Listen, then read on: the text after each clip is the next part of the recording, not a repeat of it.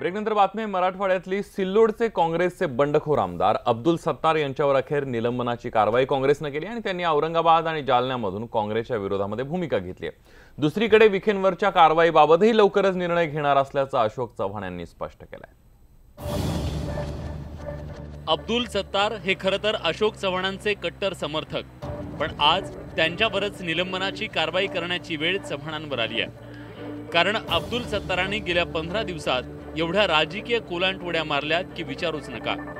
आधी मुख्यमंत्र्यांना भेटले, नंतर बंडखोरी केली, पण ऐनवेळी उमेदवारी अर्ज पुन्हा मागे घेतला, पण तरीही त्यांच्या पक्षविरोधी कारवाया काही थांबल्याच नाही। औरंगाबादेत त्यांनी चक्क दानवेंचे जावई हर्षवर्धन जाधव यांना जाहीर पाठिंबा दिलाय। म्हणूनच सरते शेवटी काँग्रेसनं सत्तारांना पक्षातून काढून टाकलंय। अब्दुल सत्तारांना मी पक्षातून काढून टाकलेला आहे। त्यांनी पक्षाच्या अधिकृत उमेदवारांच्या विरोधामध्ये प्रचार करतायत। औरंगाबाद जालन्यामध्ये जोपर्यंत पक्षात होते त्याचा मान सन्मान आम्ही जरूर राखला।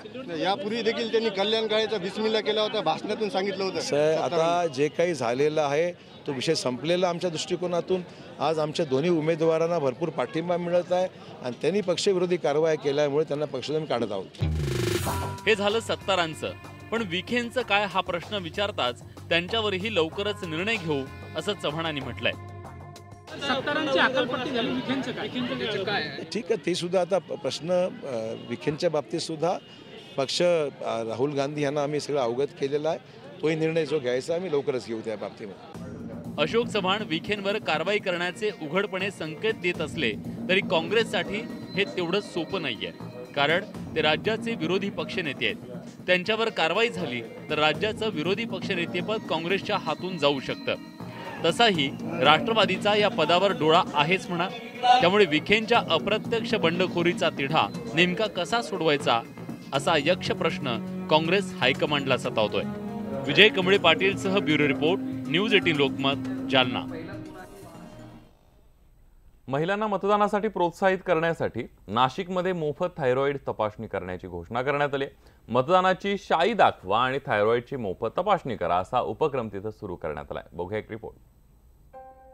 लोकसभा निवडणुकीत सर्वच पक्ष आपापल्या परीने प्रचार करतायत, तर महिलांना मतदानासाठी प्रोत्साहित करण्यासाठी कृष्णा डायग्नोस्टिक्सनं मतदानाची शाई दाखवा आणि थायरॉइडची मोफत तपासणी करा असा उपक्रम हाती घेतलाय। मतदान केल्यानंतर शहरातील 5 पैकी कोणत्याही केंद्रावर थायरॉइडची मोफत तपासणी केली जाणार आहे। महिलांच्या आरोग्याबरोबरच मतदानाचा टक्का वाढावा यासाठी हा उपक्रम राबवण्यात येतोय। साधारणतः वयाच्या 30 नंतर महिलांमध्ये आढळणारा हा आजार गेल्या काही दिवसांपासून वयाच्या 10व्या वर्षापासूनच सुरू होतोय। त्यामुळे थायरॉइडचं वेळीच निदान आणि उपचार होणं गरजेचं आहे।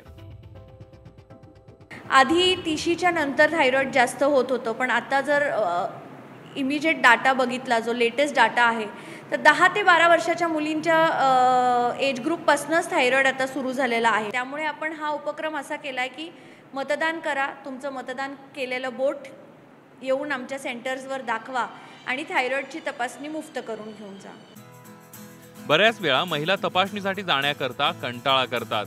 घरची जबाबदारी, आर्थिक परिस्थिती अशी अनेक कारणं त्यामागे असतात। त्यामुळे येत्या लोकसभा निवडणुकीत महिलांनी मतदान करून लोकशाही बळकट करण्यासोबतच आरोग्याकडे लक्ष देण्याची चालून आलेली संधी सोडता कामा नये। विशाल परदेशी, न्यूज 18 लोकमत, नाशिक।